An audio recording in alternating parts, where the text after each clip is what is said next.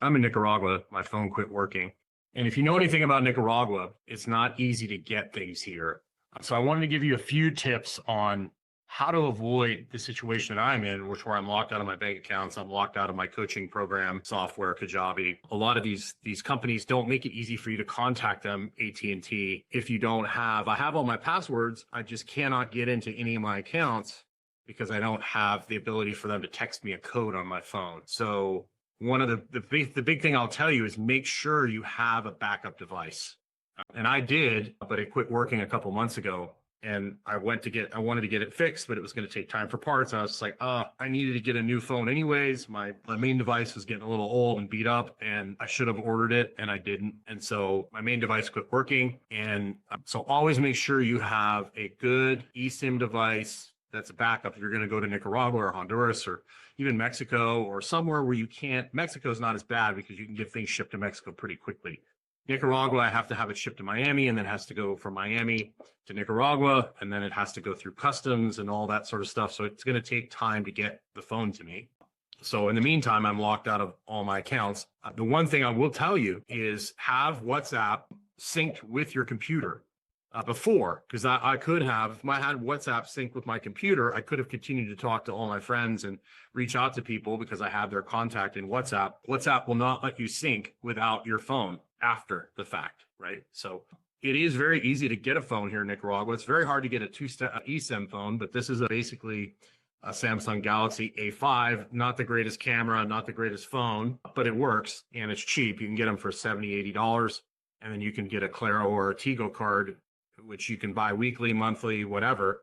And I was able to get WhatsApp. I have a Nicaragua number now. I was able to reach out to people via email before I got locked out of some of my accounts. A lot of these accounts like Kajabi require every 30 days for you to check in. Well, my 30 days was up yesterday, so I'm not able to get into my coaching software at the moment. Luckily, I was able to, a friend of mine, I don't know why I didn't think of this sooner, but one of the problems is I can't dial a 1-800 number from a Nicaraguan cell phone number, at least the plans I have available access to me. And you can't use WhatsApp to call a 1-800 number. So I was having to use the laptop to call a 1-800 number in the US. And it only allows you a certain amount of time, like 18 minutes or something. And by the time you go through all the hoops, you don't have any time left. So I finally was able to get a friend of mine to go to the AT&T store, talk to the representative there. They couldn't help me because I have to be there in person. They have to see my driver's license in physical person. But she was kind enough to call AT&T for me on her AT&T phone, and I was able to talk to customer service, get my account resolved, order a new phone, have it shipped to a friend of mine who's going to ship it to Miami for me. So there's a few other ways that you can basically ensure this doesn't happen to you. You can have backup codes or recovery codes. Most of these two-step verification processes, they'll allow you to either use your email to verify for some of them, or they'll allow you to have a backup recovery code that you can write down. Make sure you know all your passwords. Make sure you have some of your really good friends' numbers written down. Like I didn't have any of my friends' numbers memorized. So, and then you lose access to all that information, and you're in a foreign country where you barely know anybody. And the people here that I had connections with, I didn't have their information either. So make sure you have a lot of this stuff saved and back, like your key emergency numbers I would have backed up. And of course, have the multiple devices. And then call somebody that has AT&T or whatever carrier you're on, have them call them. And then you're on WhatsApp, talking to that person on the call, and you can get what you need done. But it's very difficult I've been trying to get in contact with Kajabi for a couple of days now. Google is just about impossible to get through. They're like, hey, I'm trying to reauthenticate my account. They're like, we'll get back to you in 48 hours. You'll get an email and you can access your account. The only account I've been able to get into on this phone is Instagram, and Instagram's good. The problem is the video on here is the quality is so bad that, posting on there is not the greatest thing. So here's your steps to avoid two-step verification hell. One, have a backup eSIM phone with you so you can just call and say, hey, I need it switched, switch it over. And that way you can basically, and the nice thing about it is you can have a device with AT&T anyways that's suspended. It only costs you like $10 a month. And you can just say, hey, I'm not using mine right now. Suspend it for me. Costs you $10 a month to keep it updated. and then you can just call them and have it switched over if you lose it. And you could use a friend to call them for you and talk to them through that. That's a nice option to have. The other one is have backup recovery codes. Make sure you have those written down somewhere. Have all your friends' numbers written down, and that's super important. That way you can contact people if you need to. And then, of course, have enough cash with you that you can survive a couple of weeks without your bank account, without access to your bank account. Because when you get locked out, you can't access things. It's very difficult. So you always want to make sure you have a good amount of cash with you, particularly in Nicaragua.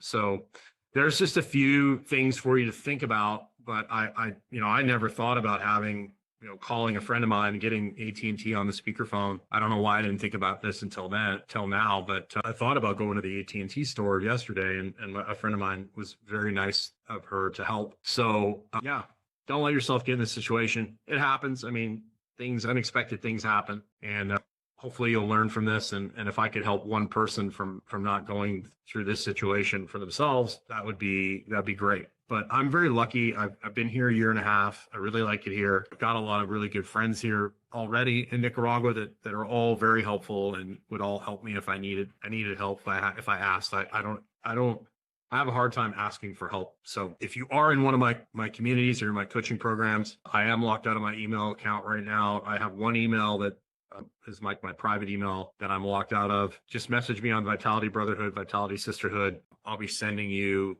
our coaching calls. We'll be doing them through Zoom, because Zoom, I can access Zoom right now.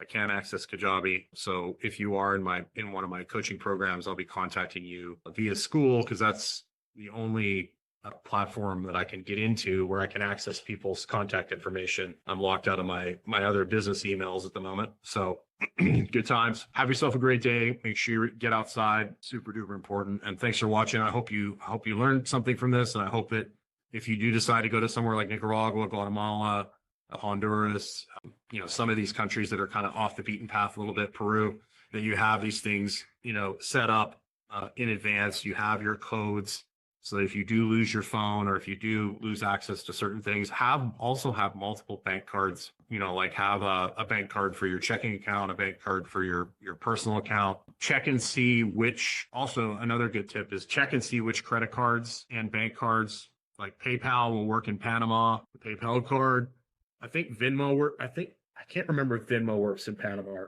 or not, but you want to check and make sure before you go which bank cards, which credit cards will work in the country that you're going to, because a lot of times certain bank cards, certain cards will not work. So you want to have that all figured out ahead of time, and you want to make sure your cards are current, up to date, brand new. And like in Nicaragua, if you need to get a replacement card, you just have it sent to a forwarding company. I use One Click. They've been great.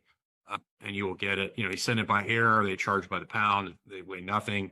It usually takes longer for the card to get from the bank to my friend's house in the United States than it does to get here to Nicaragua. The shipping companies are actually pretty good here. When you get into electronics and things like that, it gets a little stickier because they do tax a lot of those things. And I'm pretty sure, though, if you let them know that it's a replacement, it's for personal use, they're just worried about people selling them here for a profit. Rightly so. I understand that. So have yourself a great day. Make sure you get outside. And I hope some of this information helped you.